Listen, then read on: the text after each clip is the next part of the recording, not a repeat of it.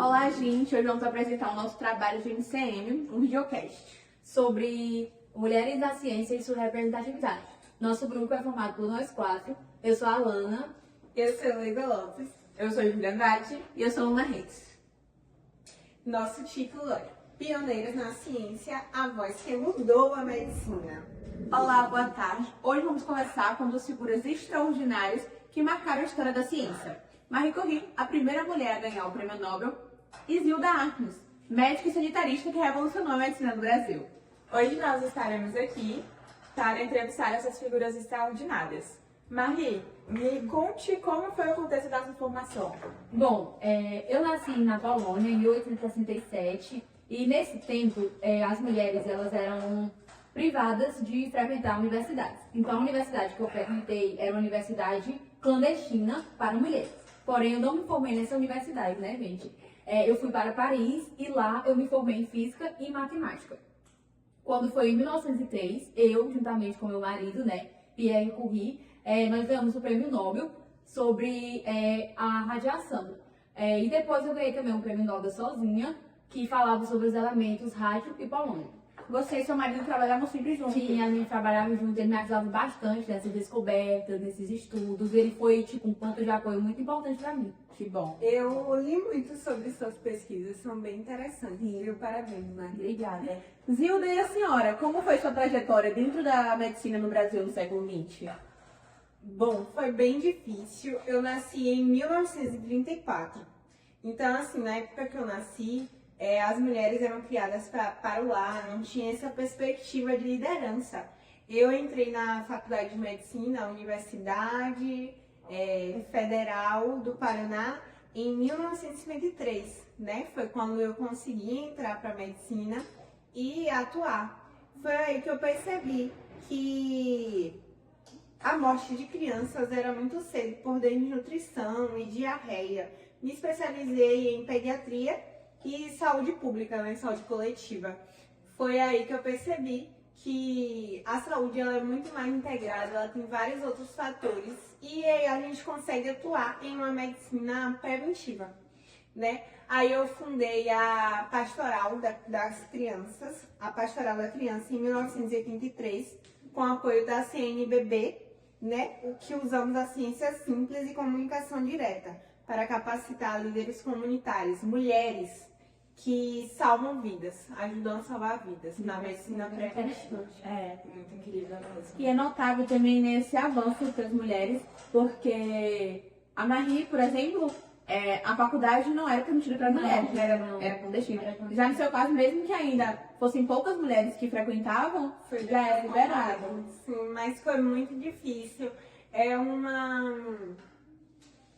machismo muito grande. E ainda hoje o machismo é muito persistente. Imagina antigamente, né? Que era, meu Deus do céu. Surreal, foi muito difícil pra mim.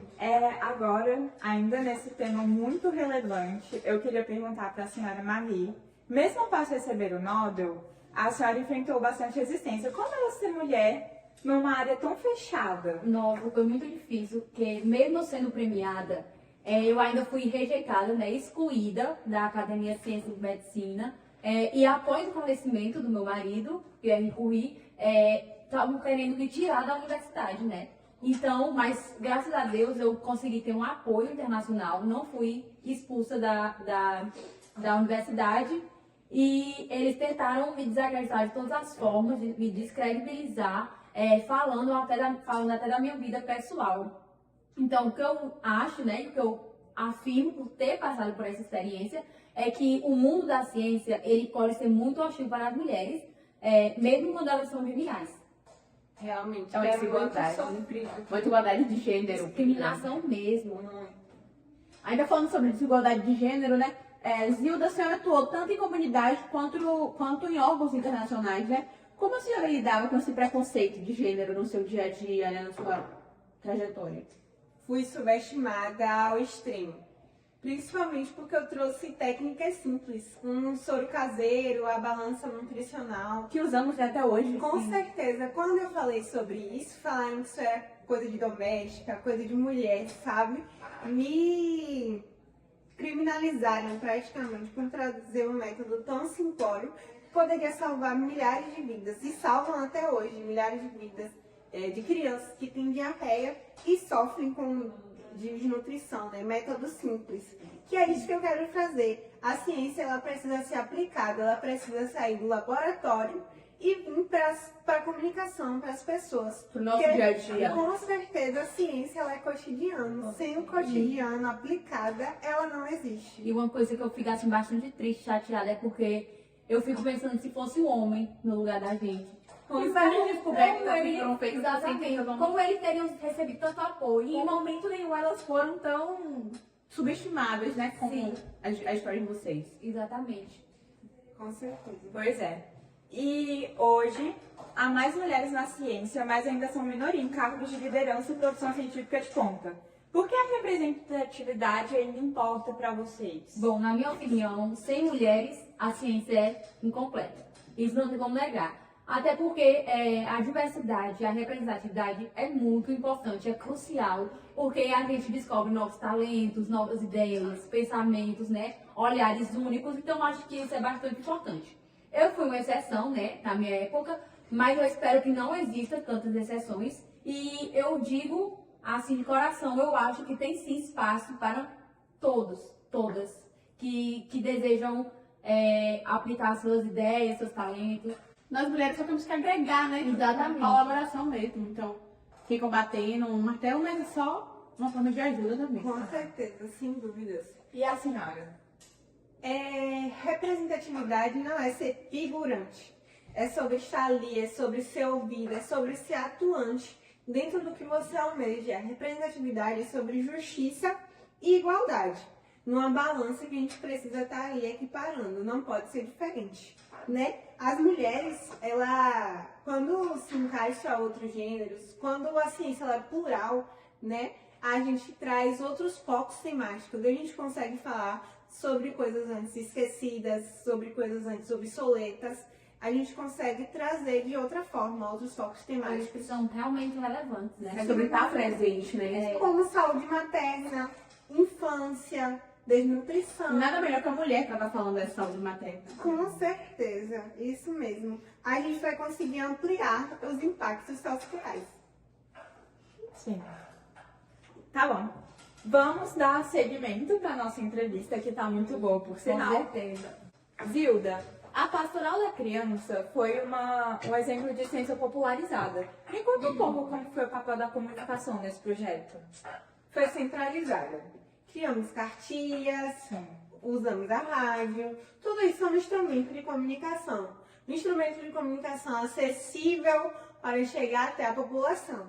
Por quê? Não adianta ter uma solução científica o suficiente, mesmo que seja simplória, como as que eu criei, que foi o soro caseiro para diarreia, que foi a balança, né, de feira. Mesmo que seja assim, muito simplória, a gente precisa sim que se estenda à população, que a população tenha ciência disso, né? Sim. A comunicação científica, para mim, sempre foi uma ferramenta de transformação social. A gente consegue mudar a realidade de vidas com uma comunicação mais simples, né? E foi útil, né? Porque até hoje essas indicações suas usamos tranquilamente. Sim, falando de prevenção, nutrição, né? Amamentação, tudo isso. E nada melhor que a mulher pra E falar uma sobre esse linguagem tema. acessível. Ainda falando, né, sobre os feitos científicos de vocês, Marie, a sua pesquisa sobre radioatividade, ela abriu caminhos ótimos, né, para a medicina moderna. Mas seus efeitos também foram perigosos, né? Sim, pouco se sabia sobre radiação na época, a gente não sabia sobre o perigo que ela podia nos causar.